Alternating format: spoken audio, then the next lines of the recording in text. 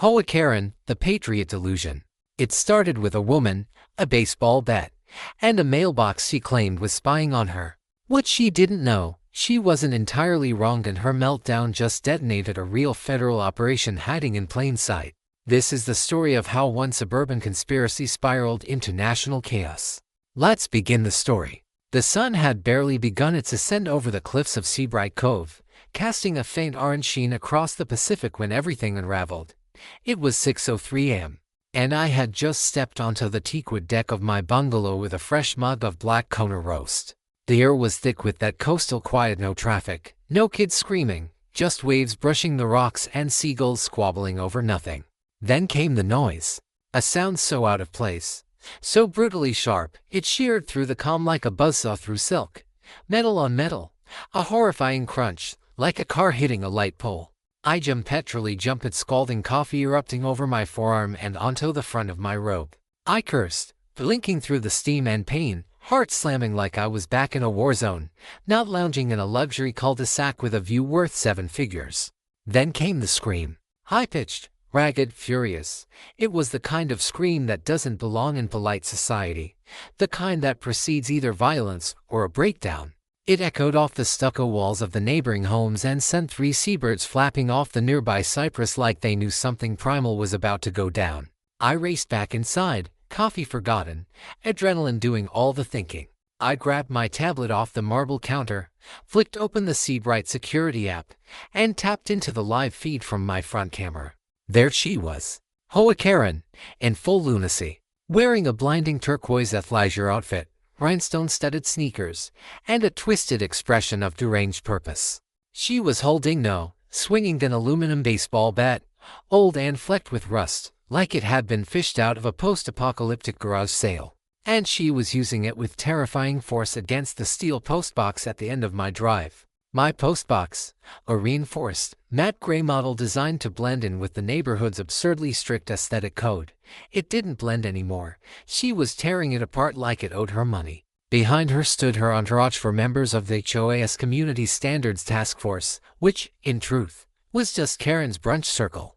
They stood slack-jawed and wide-eyed, filming her rampage with their iPhones while her Yorkshire Terrier, Princess Muffin, barked hysterically in circles around the chaos.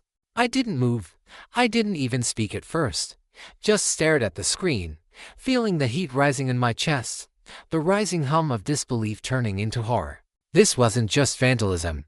This was a detonator. I finally whispered, voice cold and quiet, "She's committing a federal offense." Because that mailbox, that unassuming, HOA-approved box, was no mailbox at all.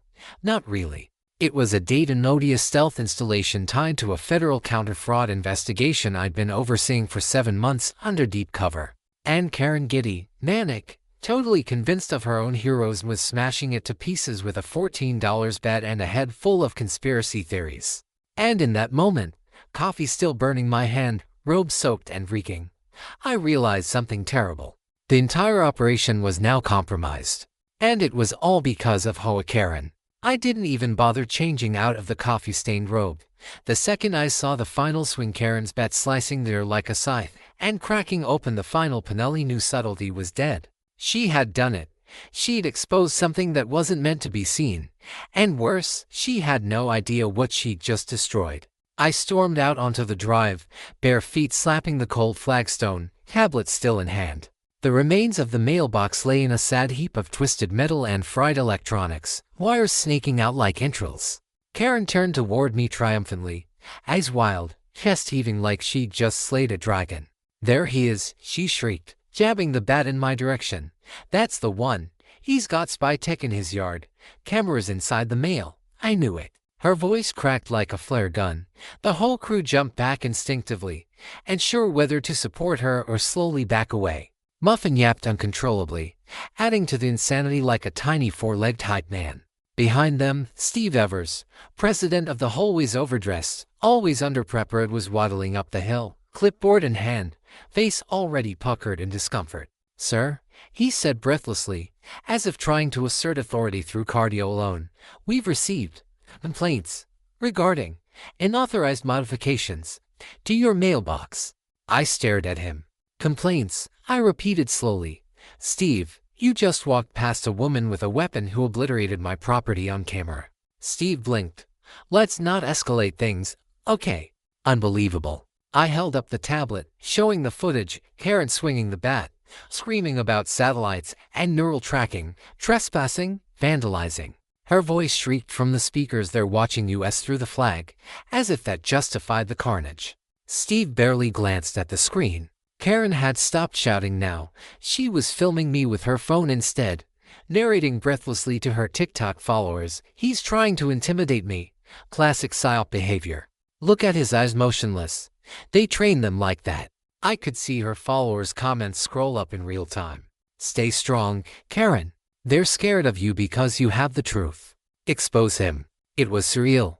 No, it was dangerous. Because that mailbox hadn't just been a surveillance drop point.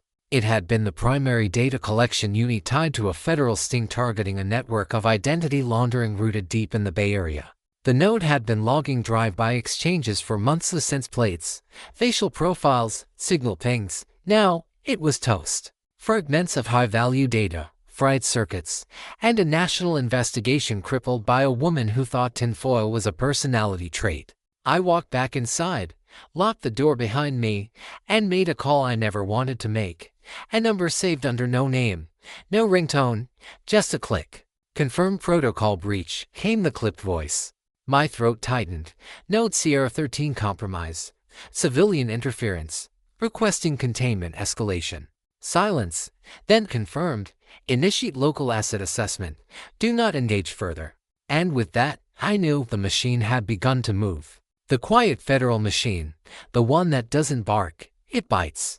By noon, Seabright Cove no longer felt like a seaside retreat. It felt like the calm before a storm with no name. Karen had retreated to her house, riding a high of self-righteous delusion, convinced she had thwarted some elaborate surveillance conspiracy. Her last words to me before stomping off across my lawn: "You'll be hearing from the press. Real press. Not your government plants." She even high-fived one of her silent supporters as if this were a victory parade. But I wasn't worried about the press. I was worried about Thompson. He was the agency's embedded field analyst in Northern California. Stoke. Silent, precise. I'd only met him twice before, and both times had ended with someone's career being quietly dissolved into non-existence. So when a landscaping van rolled to a stop 2 houses down and a man in cargo pants and wraparound sunglasses stepped out carrying hedge clippers he didn't seem to know how to use, I knew. Thompson was here. He didn't knock. He never did. He walked into my backyard while I pretended to inspect a busted sprinkler head. Without speaking, he held out a drive and pointed to my tablet. We sat on the deck, barely talking. The waves beyond the bluff rolled in slowly, mockingly peaceful. On screen, the footage played again. Karen, face wild with purpose, said demolishing the surveillance node while shrieking about electromagnetic fields and mind control. Thompson paused the feed. "She has no idea what she's done," he muttered.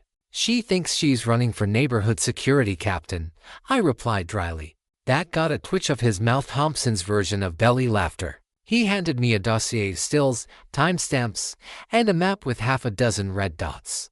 At the center was Craig Lomax, Karen's new friend. He had shown up a few weeks earlier, claiming to be some crypto entrepreneur.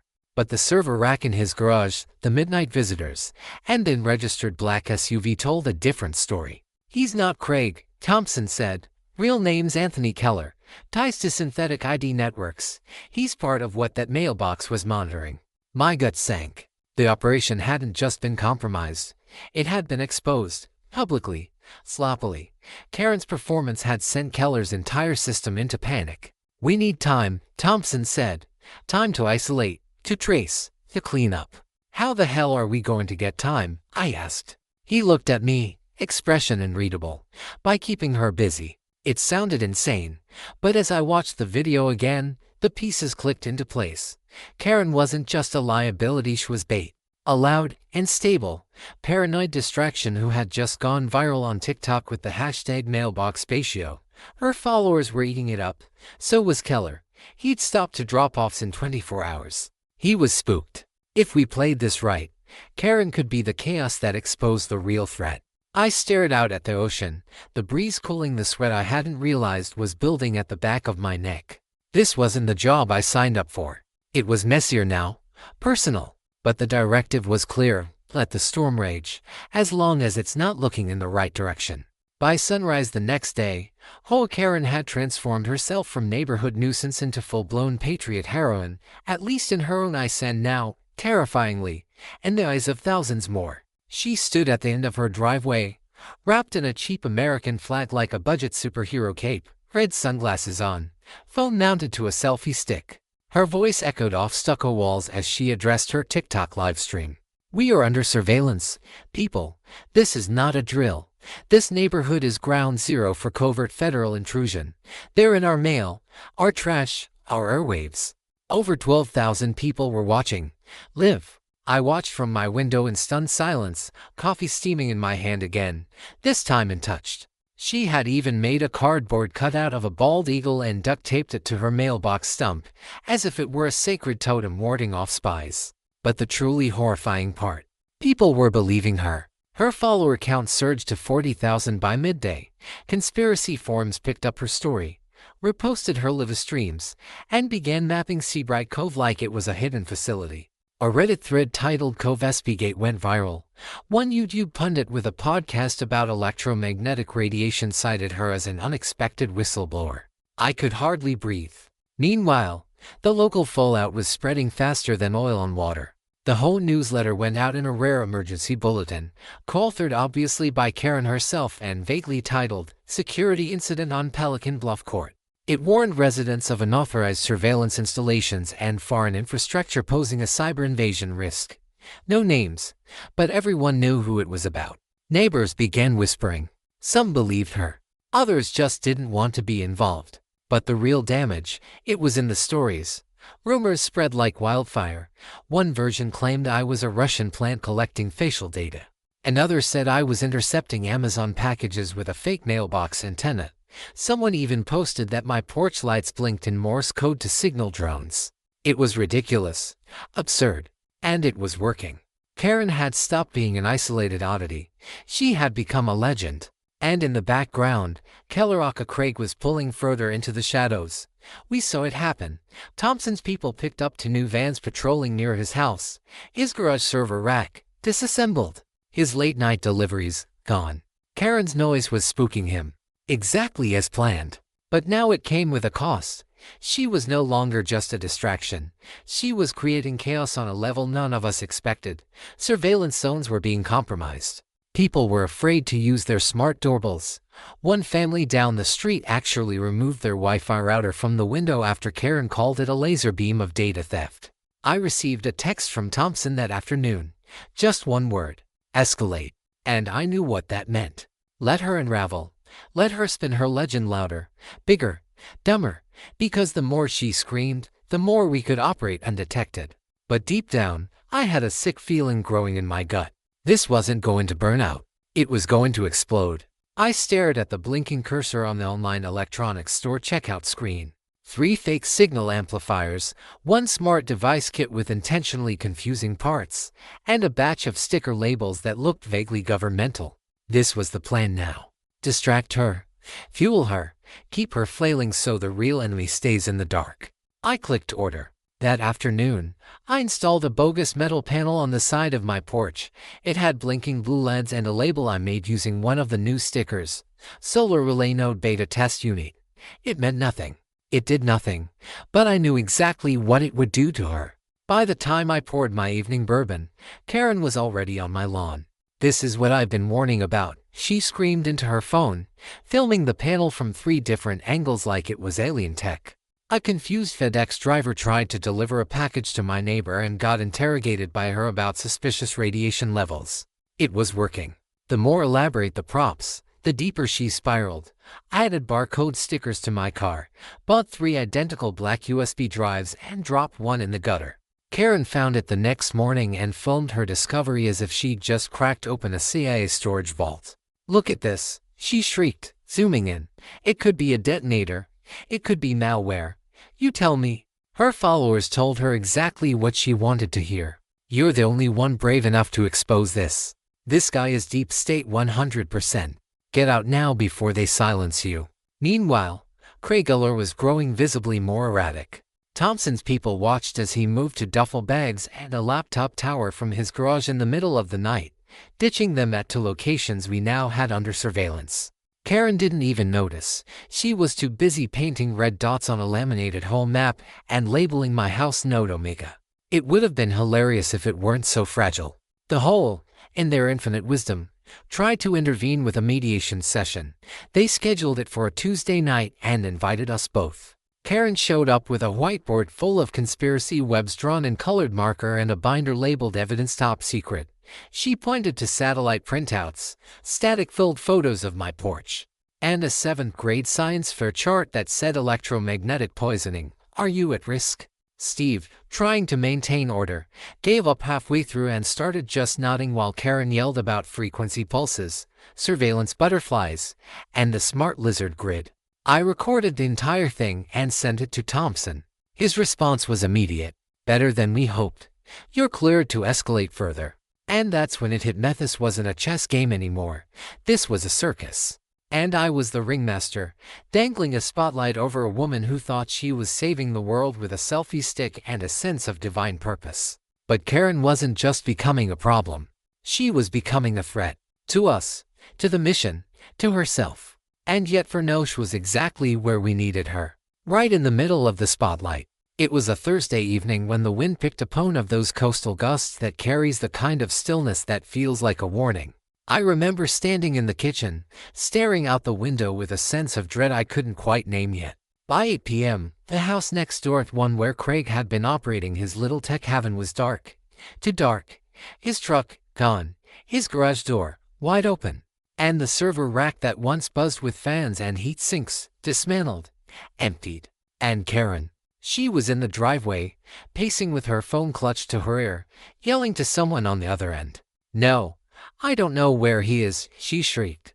"He was supposed to pick up my prescription.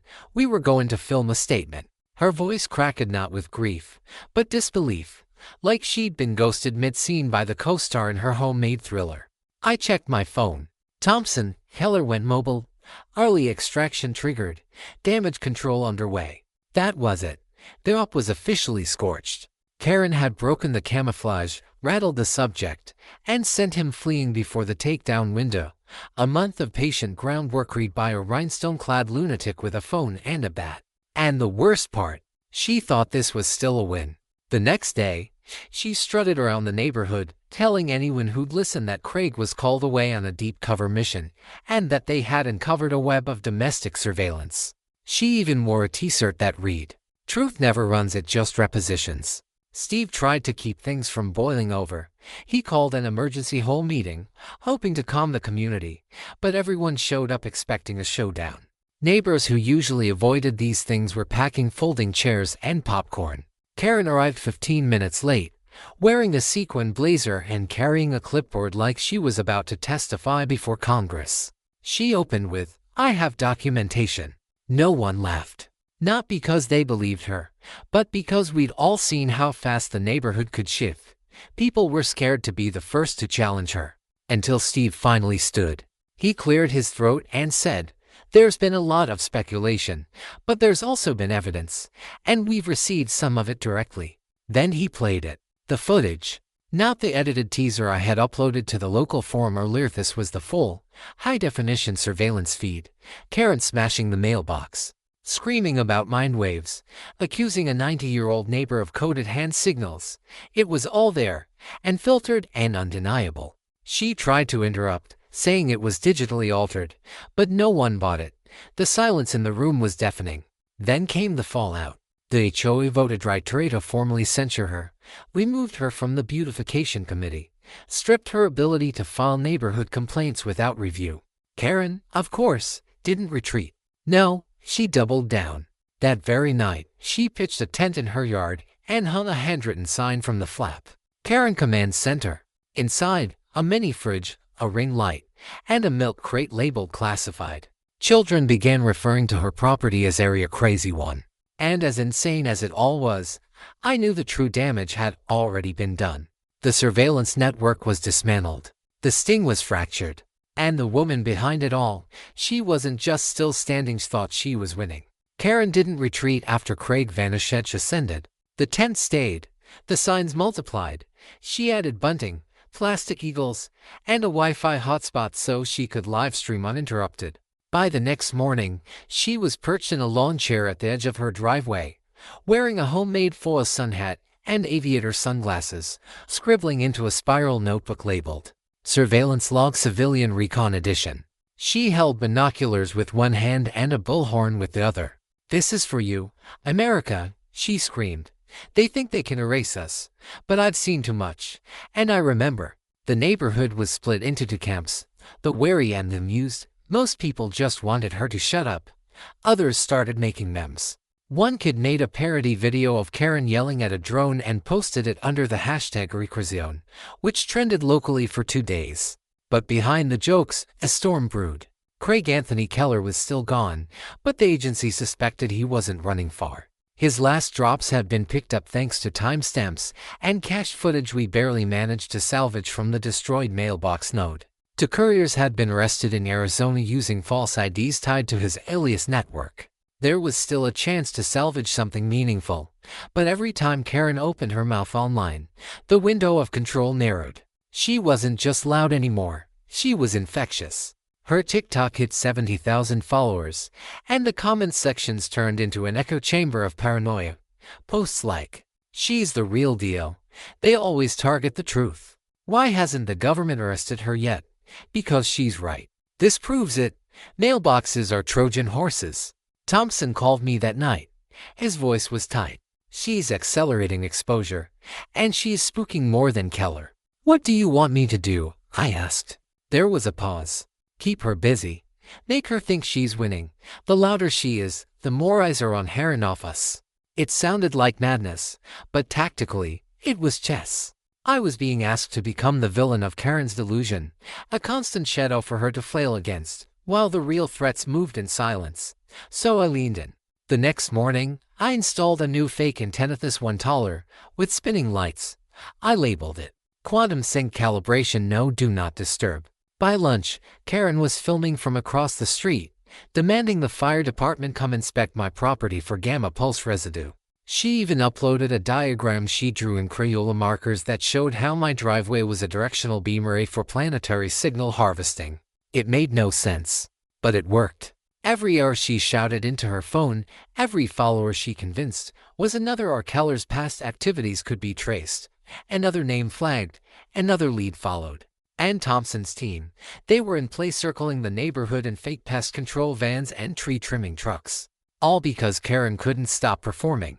She had turned her delusion into a doctrine. And I was now her personal villain, her deep state nemesis, her symbol of the system. It was horrifying, but it was also working. And that's what scared me the most. The beginning of then came in a white envelope. It was hand-delivered by a man in a slate gray suit, who didn't speak, didn't wait, just left it at Karen's door with quiet finality.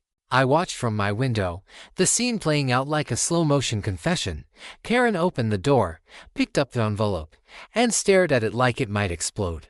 Her face shifted curiosity to confusion to rage. She crumpled it, then stormed back inside.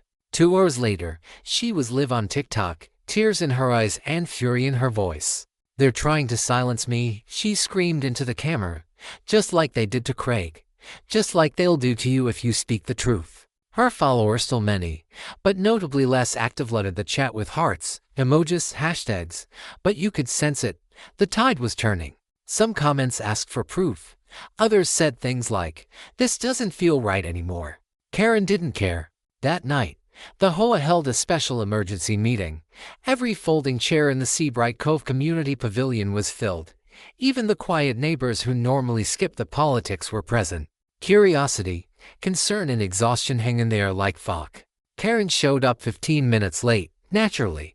Wearing a black veil over her sequin jacket, she entered like she was walking into a courtroom drama, clutching a thick folder labeled Suppressed Evidence Volume 3. Steve, the HOA president, stood stiffly at the podium, his clipboard trembling just slightly. "Karen," he said gently but firmly, "the Department of Communications Oversight has opened a formal inquiry into the destruction of federally monitored infrastructure." This, he held up a second, identical envelope, is a subpoena.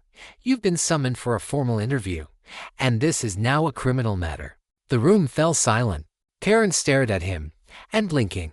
Then, slowly, she turned toward me. Her eyes narrowed, her face twisted, and she pointed with a shaking finger. "He did this. He set me up. This was all part of his operation." I didn't flinch. I just folded my arms and waited. The crowd didn't erupt. It didn't even mutter. It just stared cold, quiet, still. The spell had broken. Then, from the back of the room, an older man, Commander Eric Haynes, retired Navy, stood and spoke. "Ma'am," he said, his voice steady, "I've served in intelligence units and I've seen real threats. You're not being targeted.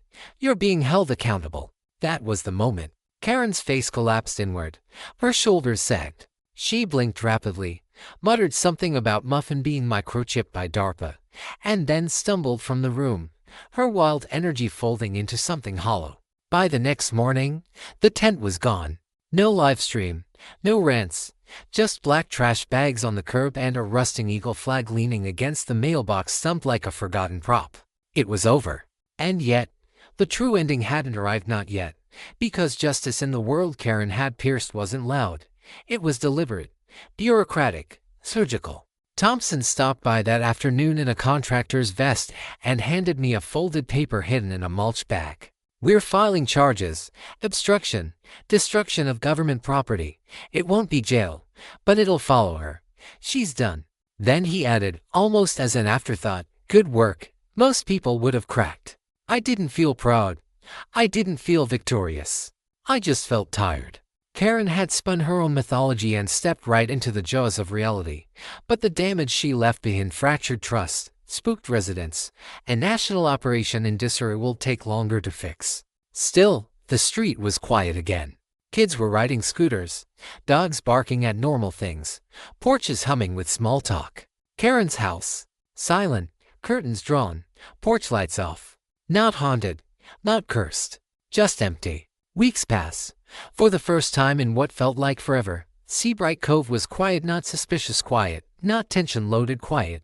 Just quiet, real, golden hour calm. The kind where people waved to each other without double-checking for drones. Karen's name wasn't mentioned anymore, not directly. She had become a whisper, a punchline, a cautionary tale never quite forgotten, but definitely exiled from the story she once thought she controlled.